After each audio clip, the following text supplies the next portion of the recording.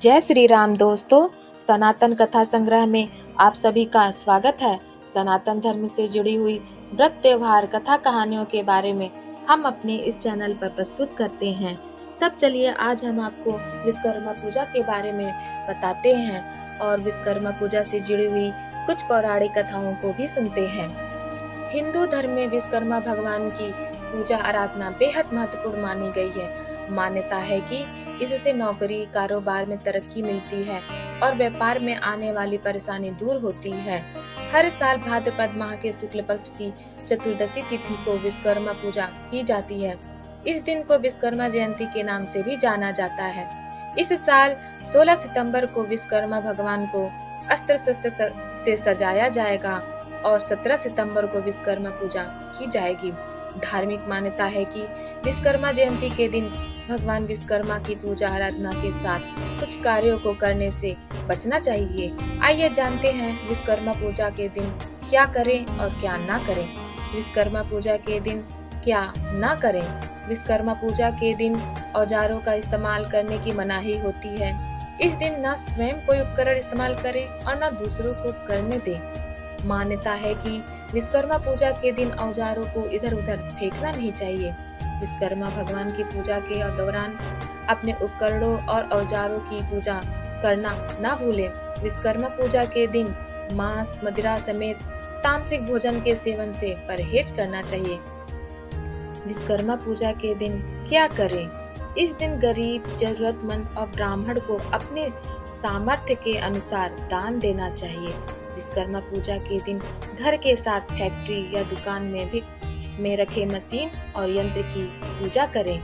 इस दिन ऑफिस दुकान या फैक्ट्री की अच्छे से साफ सफाई करें। उपकरण और औजारों को साफ करें। इसके बाद हर जगह गंगा जल का छिड़काव करें। इस दिन भगवान विश्वकर्मा के साथ श्री हरि विष्णु जी की पूजा आराधना करना ना भूलें। विश्वकर्मा पूजा के दिन विष्णु सहस्त्र नाम का पाठ करना भी अति शुभ माना गया है। विश्वकर्मा पूजा पूरे भारत में धूमधाम के साथ मनाई जाती है। भगवान विश्वकर्मा को सृजन और वास्तुकला का देवता माना जाता है। इस दिन भक्त अपने अपने क्षेत्र में प्रगति और समृद्धि के लिए विश्वकर्मा जी की विधिवत पूजा करते हैं और उनका आशीर्वाद मांगते हैं। विश्वकर्मा पूजा हिंदू धर्म का एक महत्वपूर्ण पर्व माना जाता है। इसे विश्वकर्मा जयंती व विश्वकर्म दिवस के नाम से भी जाना जाता है। यह दिन ब्रह्मांड के दिव्य वास्तुकार भगवान विश्वकर्मा को समर्पित है।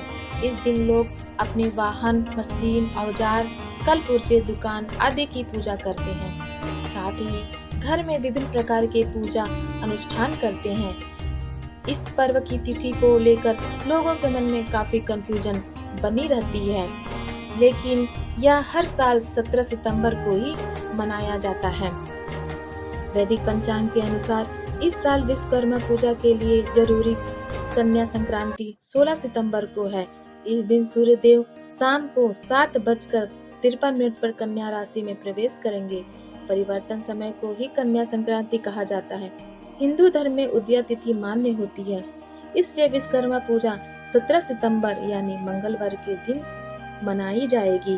विश्वकर्मा पूजा सुबह 6:07 से 11:44 तक कर सकते हैं। विश्वकर्मा पूजन नियम। कार्य स्थल की सफाई करें और उसे सजाएं। पूजा करने से पहले सभी उपकरणों को फूलों से सजाएं। उपकरणों पर कुमकुम लगाएं और फूल आदि अर्पित करें। फिर दीपक दिखाएं। भगवान विश्वकर्मा की भी विधिवत पूजा करें। तामसिक चीजों से परहेज करें। पूजा के समय क्लेश न करें। भगवान विश्वकर्मा का आशीर्वाद पाने के लिए मिठाइयाँ फल और अन्य प्रसाद अर्पित करें। भगवान विश्वकर्मा के वैदिक मंत्रों का जाप करें। गरीबों की मदद करें। पूजा में हुई गलतियों के लिए क्षमा याचना करें। विश्वकर्मा पूजा हर साल 17 सितंबर के दिन मनाया जाता है। विश्वकर्मा पूजा का पावन पर्व हर साल उस दिन मनाया जाता है जब सूर्यदेव पौराणिक कथा जब सूर्यदेव सिंह राशि से कन्या राशि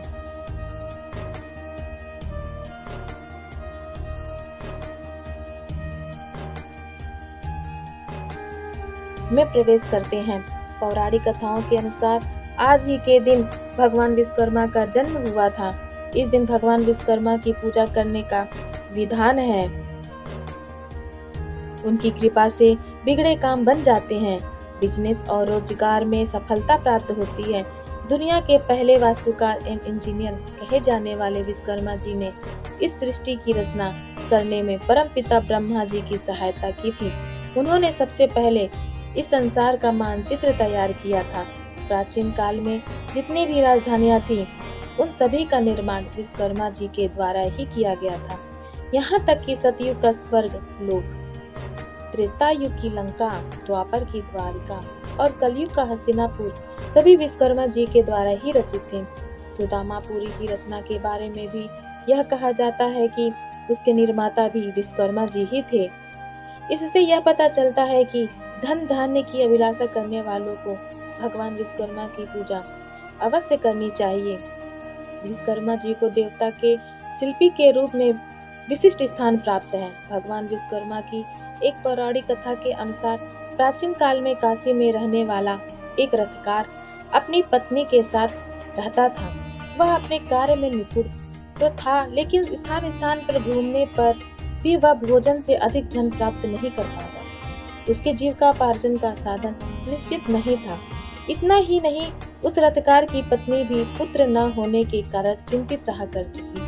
पुत्र प्राप्ति के लिए दोनों साधु और संतों के पास जाते थे, लेकिन उनकी यह इच्छा पूरी न हो सकी। तब एक पड़ोसी ब्राह्मण ने रथकार से कहा, तुम दोनों भगवान विश्वकर्मा की शरण में जाओ, तुम्हारी सभी इच्छाएं अवश्य ही पूरी होंगी। और अमावस्या तिथि को व्रत कर भगवान विश्वकर्मा का महत्व सुनो। इसके बाद अमावस्या को रथकार की पत्नी ने भगवान विश्वकर्मा की पूजा की, जिससे उसे धन धान्य और पुत्र रत्न की प्राप्ति हुई और वह सुखी जीवन व्यतीत करने लगा। विश्वकर्मा जी की पौराणिक कथाओं में एक अन्य कथा भी बहुत ही प्रचलित है।